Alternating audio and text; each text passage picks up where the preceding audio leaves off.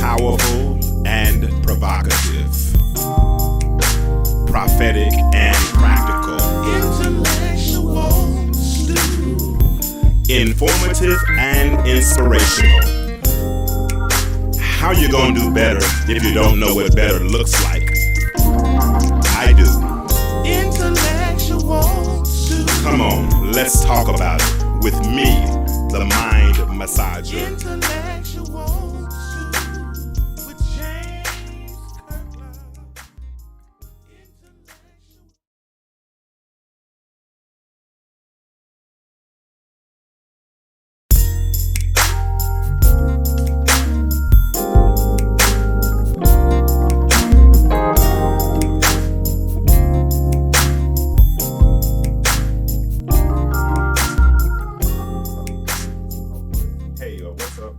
What's up? It's another show. It's another, what I like to call, opportunity for us to get together and share in conversation. Tonight, I'm rolling by myself. I don't have my children with me. Trey is at home recuperating because he had surgery, and thank God it was successful surgery. He had to have something done to his labrum, I believe is what it was. And so I'm excited that he is okay and he's recovering. Kennedy is preparing to go back to school. So I am going to roll solo tonight. And I'm going to be honest, we didn't have a show last week because Disco got a chance to go and go to Miami and see his son graduate from college. Everybody say yay for Disco. Yay. Disco son got his degree, and that was a good thing. So we took last week off, and I ain't gonna lie, we were almost tempted to take this week off too, but I didn't want to set that precedence because that is not a precedence that we want to set. We want to try our very, very best to be as consistent as possible. Now, if you are watching me live now, feel free to go to Disco 100 Radio on YouTube. And there you can see me live in the studio. And when you see me in the studio, you'll be able to see the actual green screen and all of those things. So you can actually participate in the conversation through, because Disco is watching you in the YouTube live chat. So if you all are interested in joining in the conversation, please, ma'am, please, sir, don't hesitate to do so. So I was really stumped tonight as what it relates to what I wanted to discuss. I think the last time that I was here, my children and I talked about raising your average, if I'm not mistaken.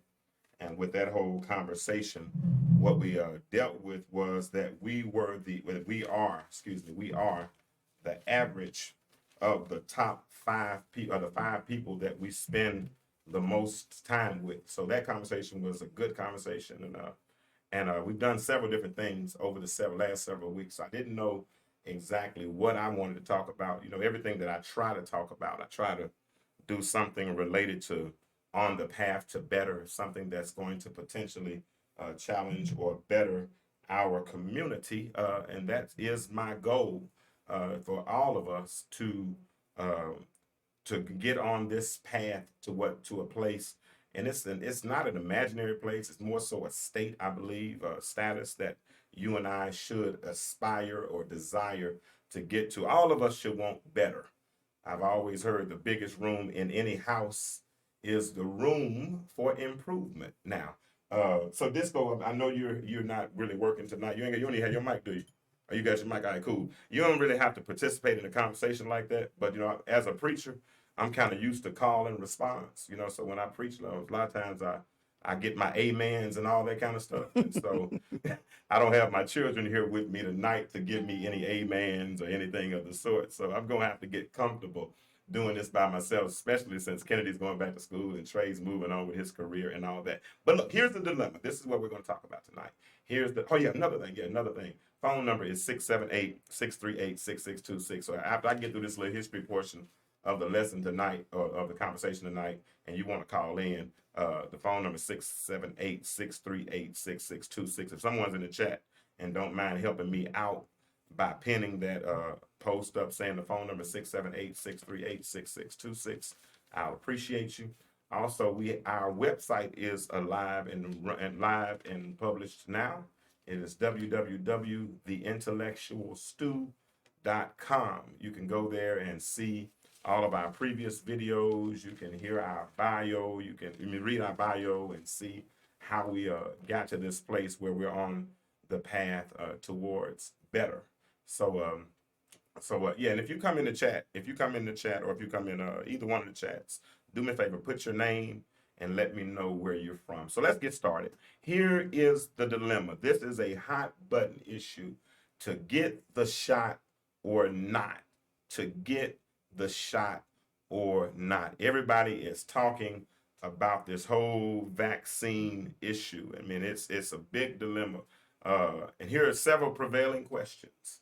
Some of the questions are, not only should I get the shot or not, but should I allow my children to get the shot if they're allowed to get it, or if they're of age to get it, or did my parents get the shot? And because some of us hadn't seen our parents in several months because we didn't really want to be around them because of what potentially could or could not happen. And then here other questions are, what are the ramifications if I don't get the shot, and what are the ramifications if I do get the shot?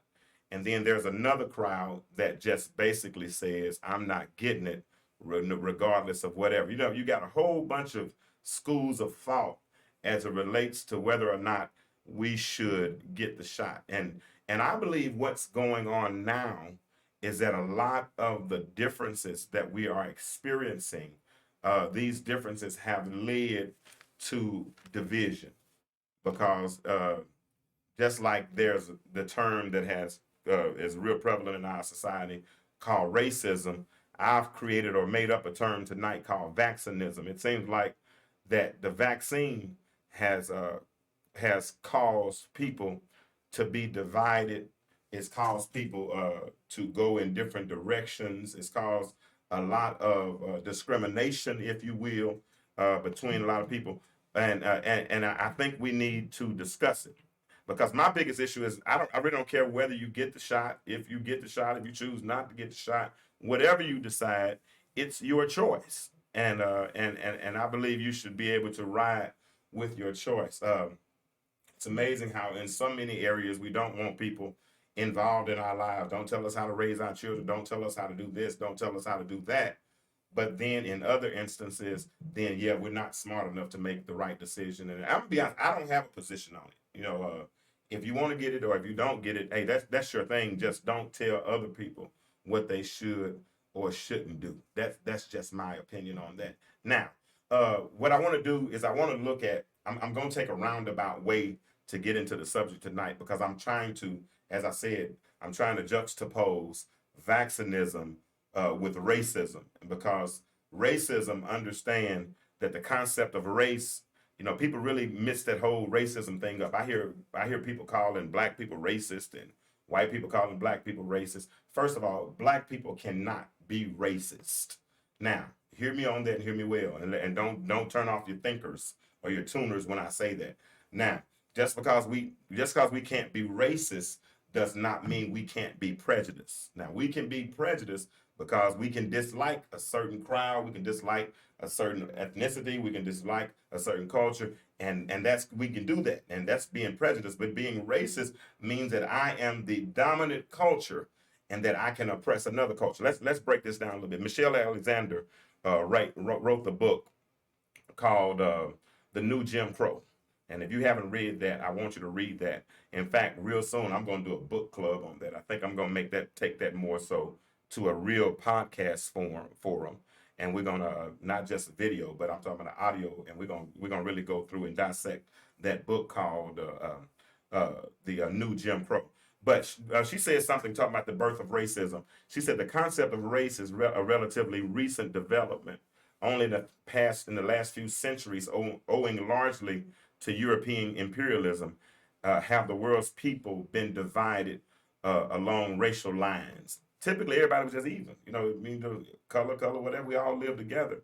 But then all of a sudden, classism and all these things of European imperialism comes along, and they start to divide people through racial lines. So here in America, the idea of race emerged as a means of reconciling chattel slavery, as well as the extermination of the American Indians, with the ideals of freedom preached by whites in the new colonies. Because understand, when they first discovered America, slavery was not in place yet.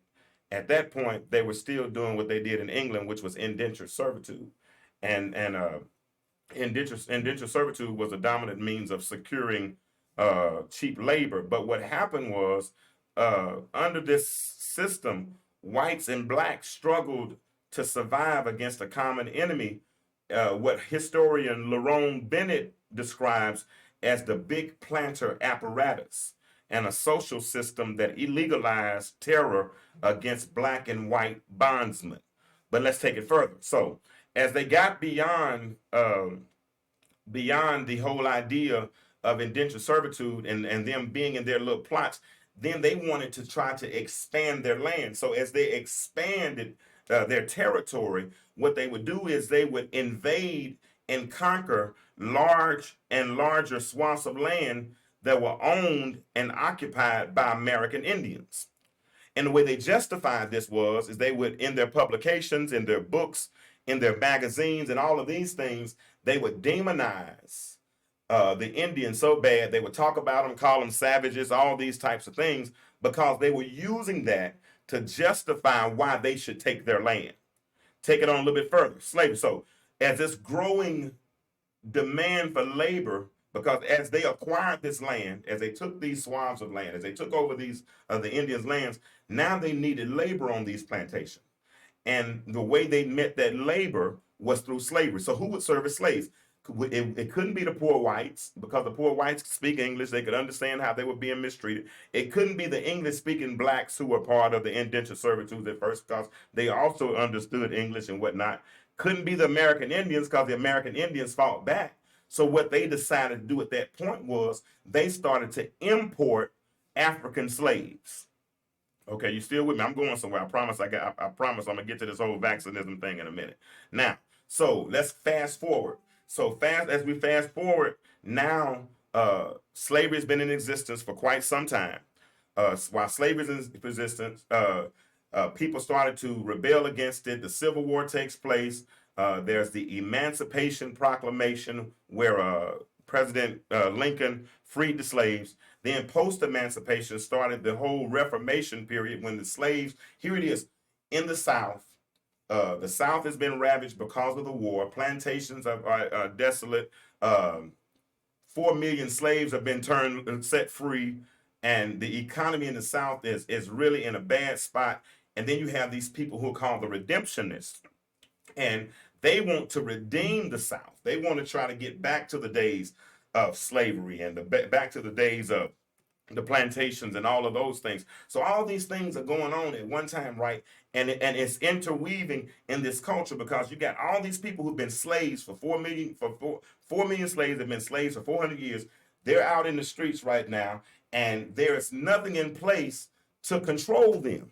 So what's the only thing that controls them? The only thing that really can control them is this whole concept of racism. What is racism? It's something that's fueled by hate, that perpetuates the idea that one is superior. Catch that. And that the one that's superior, for some way, in some way or fashion, should be able to control the one that's supposedly inferior. So as we go forward, in around the 1890s, there started under Tom Watson and those, there was a movement that was started called the populist movement. And the populist movement was one of the political parties. They were also called the radicals. Now, they were consisted of blacks and whites. Now, listen to this. In 1890s, The populist movement consisted of blacks and whites that were willing to work together. Woodward quotes, he says, it's altogether possible that during the brief populist upheaval in the 90s, Negroes and native whites achieved a greater comity of mind and harmony of political purpose than ever before or since in the South. In other words, during the 1890s, after enslavement, during the Reformation, prior to Jim Crow, black people and white people. Well, let me put a caveat on that. Black working class and poor working class and white working class and poor working class people worked together towards a common goal, which was to better their communities. 15% of elected officials in the South after slavery, 15% were African American. So we were making some positive strides in that time. But during that time, there was a conservative reaction. Check it out. Alarmed by the successes of the populists and the potency of the alliance between poor and working class and between poor and working class whites and African Americans, the conservative raised the cry of white supremacy and resorted to the tactics they had employed in their quest for redemption, including fraud, including intimidation, bribery, and fraud. In other words, and this is what I'm trying to get to, they saw something that was cohesive. They saw something that was united. They saw something that was working together. And because it was working together and they were different, and according to different was deficient. I heard Jeremiah Wright say that. Different was deficient. And because different was deficient, there's no reason for us to work together because one class should have been beneath the other, according to the conservative reaction. Populist movement, they're all working together, common goal. Political, they're making political strides in the right direction. They're doing 15% of elected officials are African American. Things that happen positively in the South, and then all of a sudden something happens to come along and start to bring about division. You know why? Because the dividends are in division.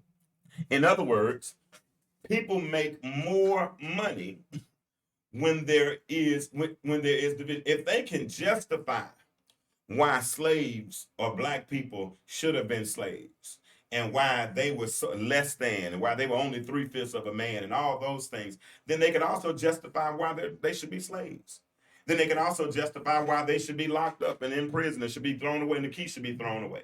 And they can also justify why police police should be able to shoot them down and get away with it. Come on, man. So, but in order for capitalism to work, understand this. There has to be losers, and the American Negro has always been the poster child. Yeah, because I understand.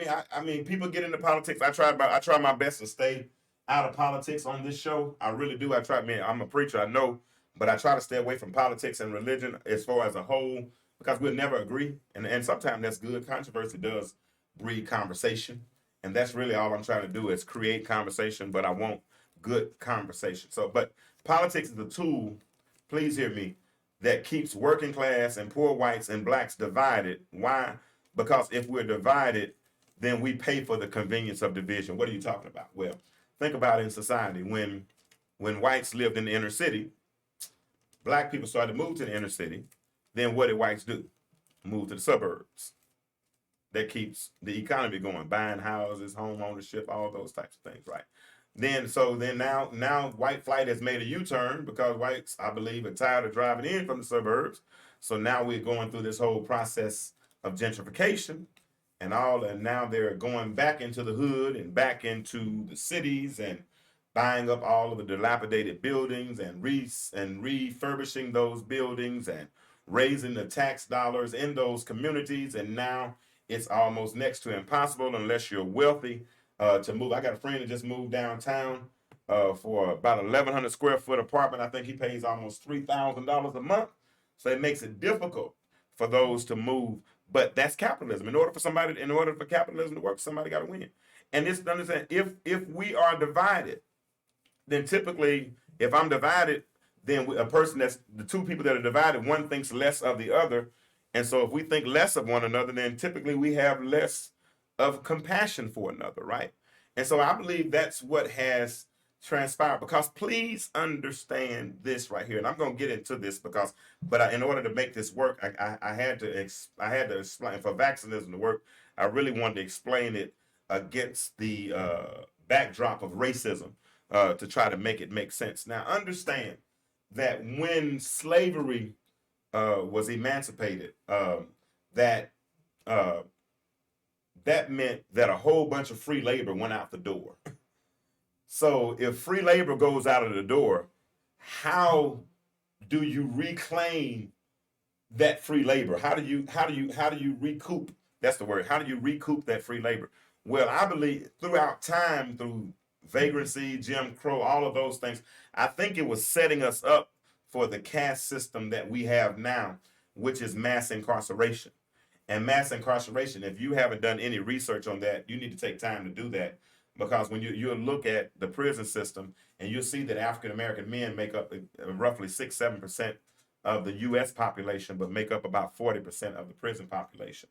And the reason they've done that is because over time he's been emasculated, he's been demonized, he's been all other ethnicities in some cases even black women have become so desensitized towards him that desensitization has led to them not caring, and it's led to a division, and that division has created dividends for so many. Because if you think about it, prisons own the stock exchange now. I mean, there are several prison stocks that people can go and purchase. I'm not going to give them to you because you go do your own research, but there is profit in punishment, and the only way that works is if we are divided. If we're divided. So, what are some areas Disco? These are some areas I believe that divide us. Some areas that we divide. Number one, race, black, white. African. You got so many different cultures in Africa that are against one another. So race is one. I think class. You got there is the high class people, then the so-called low class. The middle class is trending right now, because eventually there's no longer going to be a middle class. Either middle class is going to make that jump into high class, or all of us are going to end up being poor. What's some other things that divide us? Money. If the haves and the have-nots. Political. Yeah, but politics definitely divide us. Education divides us. I know a whole bunch of people that because they got a couple of degrees. I remember a friend of mine, they went out to a club one night, and I didn't go. I was still married at that time. I really didn't go to clubs or anything of that sort. Now I ain't gonna tell my business, but anyway, he said him now these cats made $200-300 a year, and they were in the car business. Now they might not have had a degree, but they made money. And they walked into a club, and they were talking to these young ladies, African American ladies. And first thing the girl said, "Hey, we all got master's degrees over here. So don't come over here with no." So education will divide us. Some people think if you don't have a certain degree, that you're not on their level. So then they're not rocking with you. What's some other things? Another thing that divides us: colors. You had a whole city of Los Angeles, I believe, that was divided over red and blue. Colors, and then you got the gang colors and all those different things. Cities, states, territories. Some people, communities. You got some communities that'll fight against other communities. You got athletes. We all represent our team. Whoever your team might be, the Dolphins. My team, Tampa Bay, because of Tom Brady. Whoever your team is, those things have the people get in fights over their teams and all that stuff. It's crazy. I remember a couple of years ago, I think the Dodgers and the San Francisco Giants had a game, and they ended up, two different opposing fans got into a fight and ended up putting the dude in a coma over a game, because these are things that divide us. And now in 2021, the crazy part about it is that we've come into this something else, another issue that's dividing us. Check it out. We have the whole issue of the vaccine. and this has been a heck of a year. It's been a hell of a year. I mean, I'm going to just say it like that. It's been a hell of a year. If we fast go quick rewind back to February, March of 2020. I never will forget. I think it was the second week in March. I was working an event at a Dodge dealership on the east side of Atlanta, and all of a sudden the whole news starts talking about the virus that had taken over in China, and now people in the United States were starting to contract that same virus, and all of a sudden, they were worried about it spreading. There was a tour, a cruise ship that they wasn't letting the people off the ship, and everybody's afraid, man. I'm talking about there, and then that wasn't nothing. We thought we would get it over it in a couple of days, and then no, it didn't happen over a couple of days, because next thing you know, the president comes out or the governor comes out, and the governor says that we're on a 30-day, in Georgia we were on a 30-day lockdown, and I think that was after New York and Los Angeles had been on lockdowns for several days or several weeks, and we ended up having to be in a lockdown. And all of a sudden we're in the lockdown, and now they're telling people that they're not going back to work, and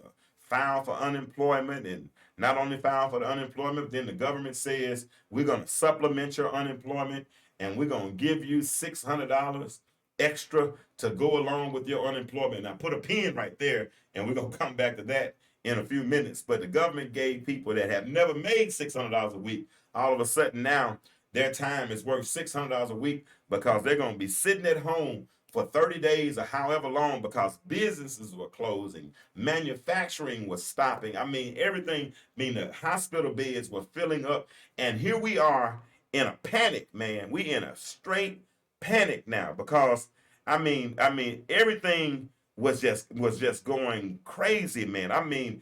Here's a new virus. There's panic because people are dying. Then there's a lockdown, and then there's more deaths, people still dying, more panic, we can't go outside, more deaths, we need a cure, we need an antidote, we need something. And then all of a sudden, they rush and get FDA approval, and they get this emergency FDA approval or whatever it's called, and they come up with a vaccine. And then they come on with this big campaign where Joe Biden said, I want to have so many needles in people's arms by a certain date, 100 million, whatever it was. And there's this and then all of a sudden, it's just pandemonium. And now you got those that, because they've experienced loved ones dying, because they've been sick themselves, they've lost their jobs, they've had to get used to a whole new way of life. They get tired of being stuck in the house, tired of not being able to fly, tired of not going to restaurants. Still some restaurants still aren't open. You got to go. Drive-through restaurants are out on the street. Because everything is in pandemonium because of a pandemic, and everybody at that point, of course, wants a remedy. Everybody at that point wants a cure. Everybody wants an antidote. Everybody wants a panacea. But and then really there's no but. And then all of a sudden, here we have a vaccine. And because we have a vaccine, and I watch people, I ain't gonna lie, I'm just gonna be honest. Yeah, I heard certain people saying Jesus was the vaccine. Jesus was the vaccine. Jesus was the vaccine. And then here comes the vaccine. So now that there's a vaccine, is Jesus still the vaccine, or is the vaccine? No, that's probably being somewhat cynical, so I'm not gonna. But so now, so when the vaccine comes, here's a choice. Do I take the vaccine, or do I not take the vaccine? And despite what was recommended by the authorities, when people started getting the vaccine, you watched them, they started getting their vaccination cards and taking pictures of them and putting them on the internet, even though people were saying, please don't do that, because you're giving people that create fraud an opportunity to copy. People can take a screenshot and make a copy of it and actually recreate any document that they see. So they were advising people not to do that. But because people were getting vaccinated, they were proud, and that's a good thing. They should be proud. But they started sharing their status, and as they shared their status, more and more people started getting the vaccine. And they even had people that had a whole lot of influence, like pastors and celebrities and athletes. They had all these, even Hank Aaron. I remember him when they had him go out and get his vaccine. All of these people with influence, they wanted them to get vaccinated in the public eye. Now, here's the problem with that with me. According to the HIPAA law, the Health Insurance Portability and Accountability Act of 1996, it's a federal law that requires the creation of national standards to protect sensitive patient health information from being disclosed without the patient's consent or knowledge. So, in other words, if a person wants to talk about their health status, that's on them. It shouldn't be mandatory. Well, it's probably going to be mandatory in the coming days, but it shouldn't be. What disco? Yeah. Yeah. You familiar with the HIPAA Act, right? Why would I be familiar with it? I'm just saying, all of us. If you ever been to the doctor before? Yeah. You signed something about that. Well, I know they can't give out information like at my job I had. Mm-hmm. When we had a driver that tested positive for it, Mm-hmm. they couldn't tell you what the name was, but they could tell you somebody tested positive. Yeah, but even before coronavirus came out, people couldn't share. Talk, yeah. They couldn't. I mean, they couldn't share your information. Correct. And legally, you were not bound to share. Now, of course, if you got AIDS and you start going out and having sex with a bunch of people, you're supposed to disclose that, and you can get charged with murder or whatever some type of crime for not doing it. But if I got, like for instance, I can have cancer, and I ain't got to tell nobody I have cancer. You know, I can sit here and lose weight, hair fall out of my head, all that kind of stuff. But what about this, Jay? What if you got corona and you know you got it and you don't tell nobody? If I got corona and I got it, then yes, I do have to share because, well, you're not gonna know because I'm supposed to go in quarantine for 14 days. What I'm saying is, you get people that get tested and they get the results back and they say they got it and they still go out around people. Yeah, that person's wrong. You can't do nothing about that. Yeah. Okay, but even with that, it's still that person's choice to tell, and they should tell, no doubt about that, because they're walking around with an infectious disease or something that somebody else can capture. So but when it comes to getting a vaccine or not, you understand what I'm saying? Getting a shot, then I don't have to tell anybody what I did. You know what I'm saying? Like, for instance, I know your shot status. You know what I'm saying? But it's not my job to run around and tell everybody what your shot status is. You know what I'm saying? And you know mine, possibly. You know what I'm saying? And it's not your responsibility to run around and tell everybody what my shot status is. I'm looking like in dating apps now. They put it on there. I'm vaccinated. If you're not vaccinated, don't come my way. Okay. You know, on Facebook profile pictures, you know, they give you the different frames you can put up. You're worried about more than corona. Yeah, I'm much more worried about more than corona than these days. But nowadays they put somebody in the board of health can't take off. I can ride. I can probably give me a few days and some elderberry. Yeah, they give you some shot can't take. Yeah, but you give me some elderberry in a cup, I probably can go to sleep a few days. I ain't gonna lie. I think I Where had you get corona. it from? I'm trying to find some. Elderberry. Yeah. Walmart has some stuff with it. Okay. But I ain't gonna lie, I think I had it.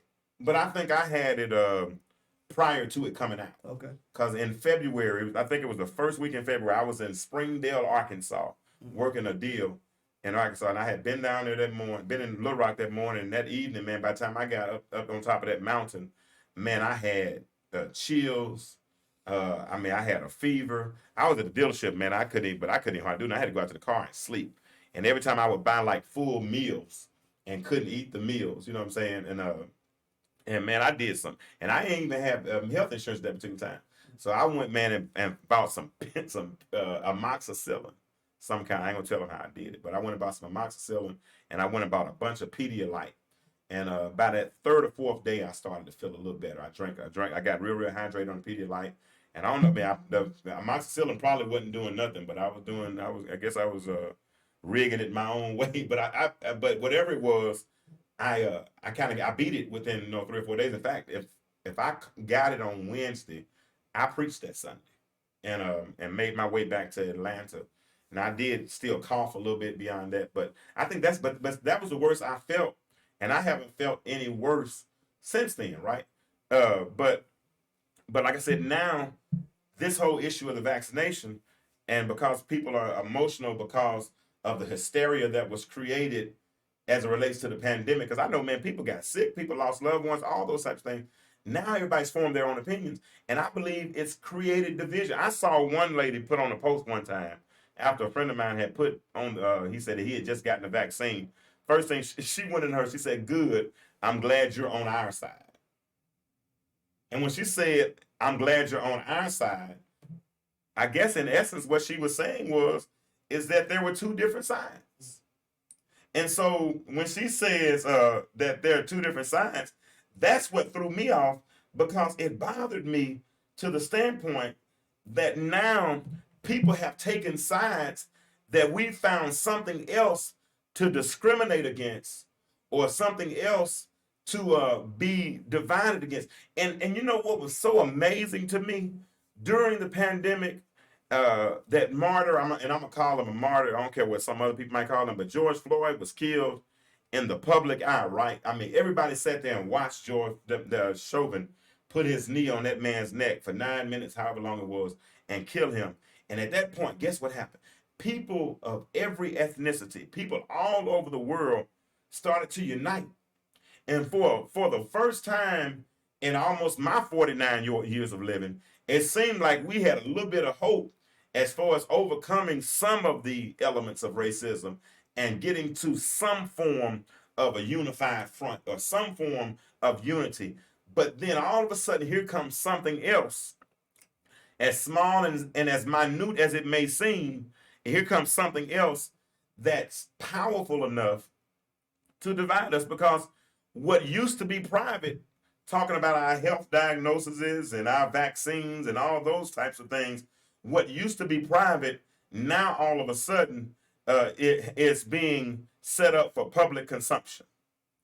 And I don't know about that. I don't know how right that is. You know, I don't know if that's okay, because the other day I was watching Sports Center, and LeBron James, because you know they got the thing in place about the athletes, if the athletes don't all get vaccinated, and then there's an outbreak on a team, and they have to forfeit a game, they're going to forfeit the game. They won't be able to make the game up, and they'll lose their game check. So that means if a team is on the run towards the playoffs, then it could eventually really forfeit them if they're not, I mean, make them really cost them if the whole team isn't vaccinated. So some of the reporters asked LeBron James if he was vaccinated, and he didn't answer it either way, but he basically told me, everything that I do for my family, and I don't do it for y'all. And my teammates are my family. So whatever I'm doing, basically what he was saying was, it's my business. That's the way I read that. Now, some people read that to say that he was saying that he didn't get vaccinated. I don't know if he got vaccinated or not. But if he did or didn't get vaccinated, that's a choice that he's making for him and his family. Last year during the baseball season, there were several baseball players and football players that opted out of the season. Why? Because they didn't understand this virus. And because they didn't understand this virus, they didn't want to subject themselves to potentially being around more people and potentially contracting the virus. Guess what? That's their choice. Person like me, I mean, anybody that knows me, of course, you see me in the public eye as far as preaching all that stuff. But when you see when I leave a crowd, I'm usually looking for a corner to go sit in, because I'm such an introvert and I enjoy being by myself. So that 30-day lockdown that we went through with the pandemic, that didn't bother me at all. I went to Walmart, got me some groceries, and came back to the house and chilled out. You know, that was a good time for me. And I don't hang around many people anyway. So I mean, only time I hang around people is when I go to work, which is a few days a month or whatever I decide to do. But with that being said, if I decide to get vaccinated, or if I decide not to get vaccinated, that's my choice. My children, if they decide to get vaccinated, if they decide not to get vaccinated, that's their choice. And guess what? I'm still gonna go see my children, and my children can still come see me. I mean, because it is what it meant. I'm sorry, I don't want to say that, because it's not. I mean, me saying that it is what it is can sound somewhat insensitive, but it's not. But it's not any less insensitive than the person I heard the other day say, well, if they don't get vaccinated, let them die. Huh? And this is somebody that, and I'm not going to put them on blast, but that's what they said. Another person called me the other day, and they were doing their pitch, as far as why everybody needs to get vaccinated. Kirk, are you vaccinated? It's none of your business. Well, Kirk, if you're not vaccinated, you need to do it because of this and that. And the person that told me that person has been vaccinated, and I think that person has caught COVID maybe twice now. I mean, so there's they talk about how much data and all this kind of stuff that they're using and all this. It's not all of this is on the job training. I mean, the stuff. If it just really hit the United States and it's just a variant, I mean, people just not getting human. We don't know what's going on. So a lot of people just don't know, and all we can do is hope that we're being told the truth, and hope that we get good information, and hope that if we do get the shot, that it keeps us from dying, because I know it won't keep us from catching the virus again, because several people are catching the virus after they have been vaccinated. And so, with that being said, it makes one wonder that if here a person that has been around all of these 20 some odd months, 20 some odd, what is it, 14, 15, 16 months, whatever it is, and they have not gotten vaccinated. I know some people who hadn't even taken a COVID test and haven't had symptoms or any of those things.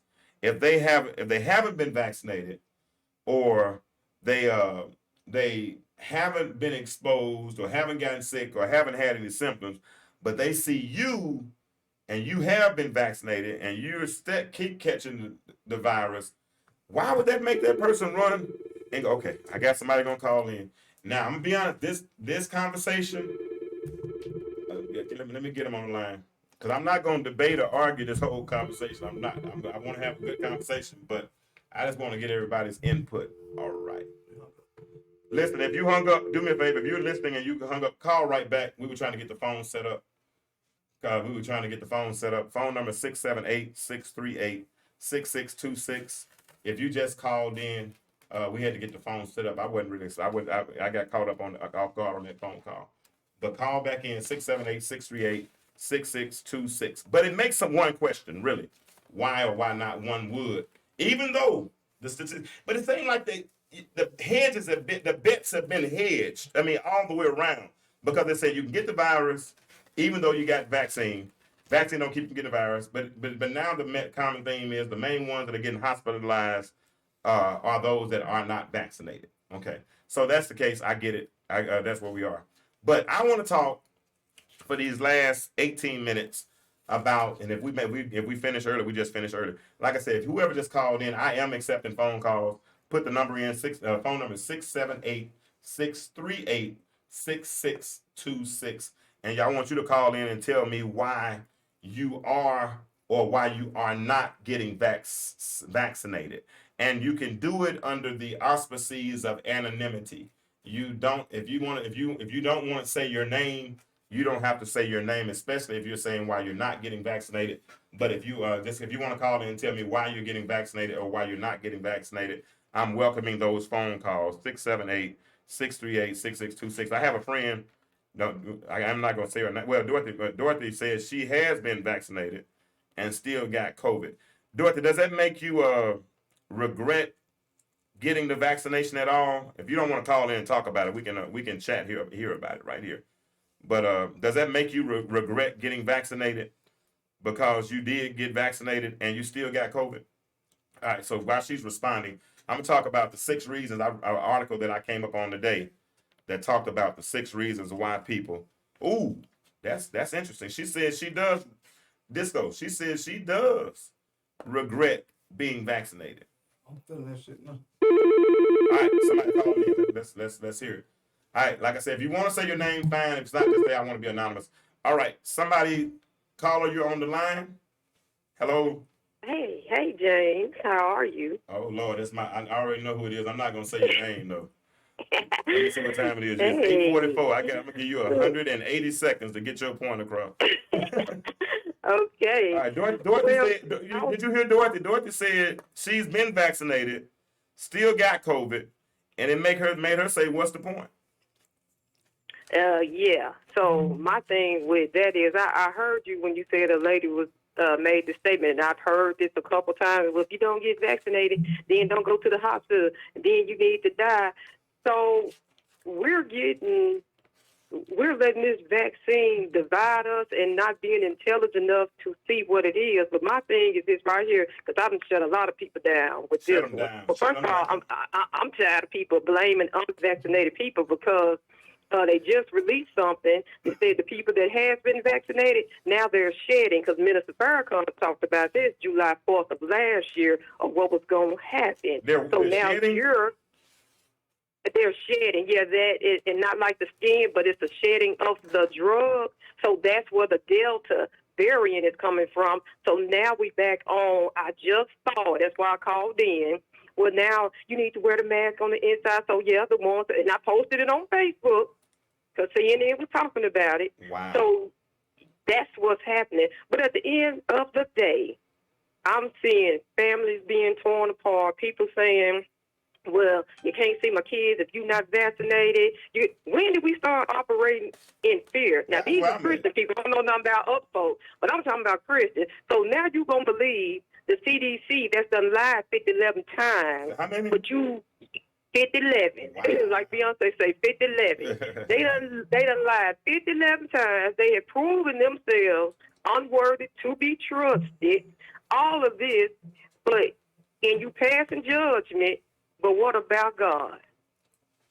That's what I'm saying. But you mad at me because I won't do what you say to get vaccinated. But I said, do you listen to God? So I'm supposed to listen to you, but you ain't listening to the man. Wow. That's crazy. But you want to believe in the CDC, and God says he's a jealous God. Yep. So you put all your trust, and he tell you in the scripture, don't put your trust in man, and now look what's happening. You put your trust in, but see, people start operating in fear, and my thing is this right here, another one. When the government start paying us to do a damn thing, now you can get you an iPhone 8. You just earned 60 more seconds. Go ahead.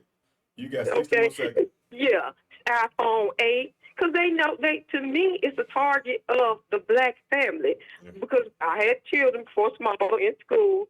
Everybody had to have that Apple, that iPhone, because it made you somebody. So that's how they going to pull up in here, too. We got to be smarter than that and stick together and stop letting this government divide us, because we all we got. Because once you get separated, they going to start bling, bling, pegging y'all. But we got to get God back in this thing. So it's a choice. I mean, I don't care if you're vaccinated or not.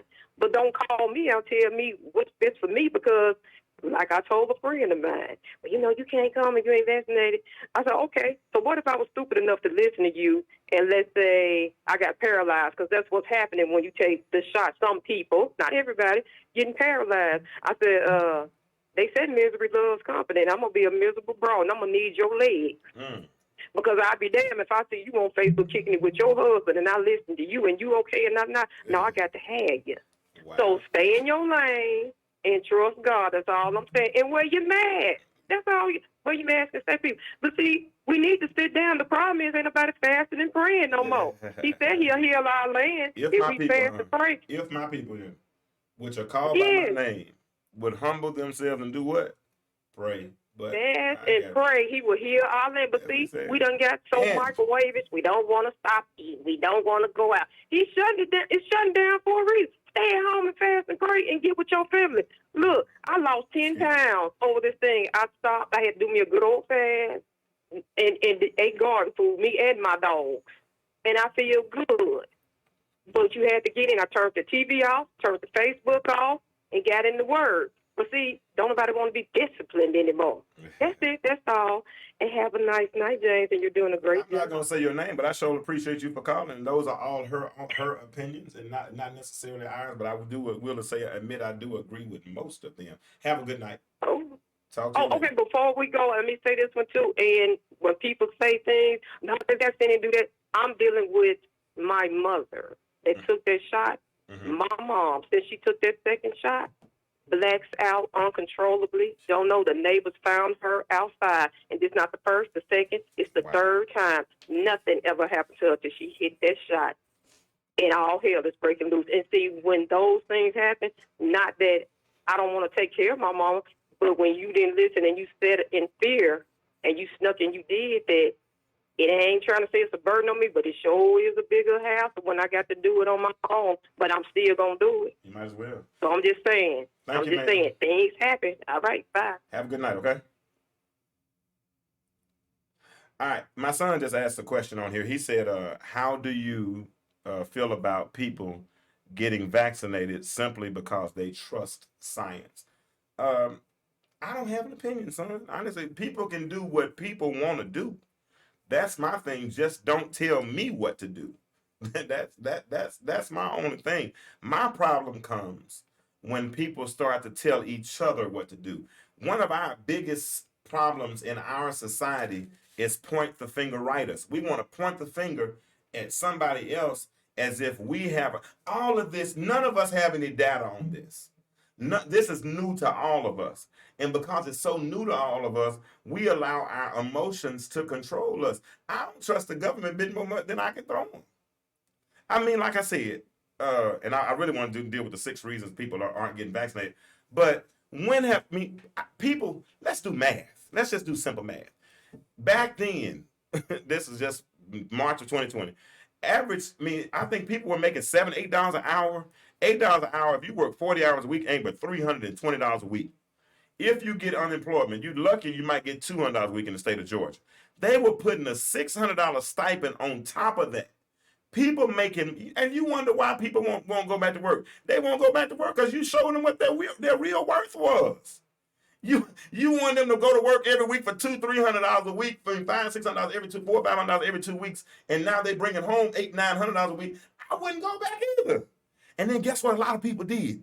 They started their own businesses during the pandemic. I mean, people, and then guess what? In their own businesses, they could create enough the same income that you were paying them at KFC to work for 40 hours a week and have to listen to somebody yell at them and all that kind of craziness and all that kind of stuff. So I understand, but so that kind of backfired. And I believe it also backfired when they created so much pandemonium where they thought everybody was going to run and get vaccinated. Well, everybody didn't run and go get vaccinated. So now we got to figure out another way. How do we get all of these people in to go and get the vaccine? Because trust me, Dorothy ain't the only one that feels the way she feels. It's several people that are regretting the fact that they got that shot because of what the ramifications that they're feeling today. A lot of people are regretting it, and some people aren't. But if they're not, or if they are, that's their choice. Okay, here's some reasons. I only got 8 minutes. First reason is a lack of access, whether it's real or perceived. In other words, it means that I'm scared to do it because I don't know if I can do it without putting my livelihood at risk. In other words, I'm gonna give you an example. I've only taken a flu shot one time in my life. The only time I took a flu shot, I caught the flu. So, got a lot of people that believe if you're going to put something inside of me, then I got a weak immune system, then guess what? I'm going to get sick or whatever. So, lack of access, real or perceived. The second reason is because a lot of people don't really see COVID-19 as a real threat.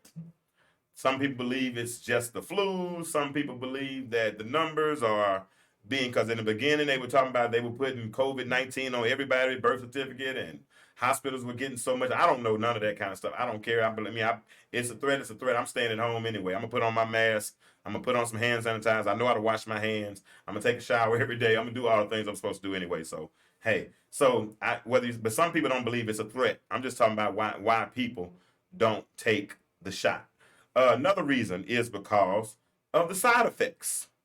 I got a friend right now that just had a shot, just did a second shot, and he's going through pain, bad pain right now. I mean, he told me that his side effects of the vaccine are worse than when he actually had the doggone virus. Dorothy just basically said the same thing right here. I got family member, very close family member to me, had the vaccine. She ended up had the vaccine. She ended up getting the virus and was in the bed for a few days. I mean, so you got a lot of people who don't want to deal with the side effects, and then they deal with they're afraid of the health risk or unproven claims. For instance, there was some who was suggesting that it might lead to infertility. Now, I won't mind that because I don't want any more children. but let me make that choice on my own. I don't want you to make that choice for me. Then there are some people who just don't trust or believe in vaccines. They don't believe in vaccines. I mean, right now, we're in a society that is very, very health conscious.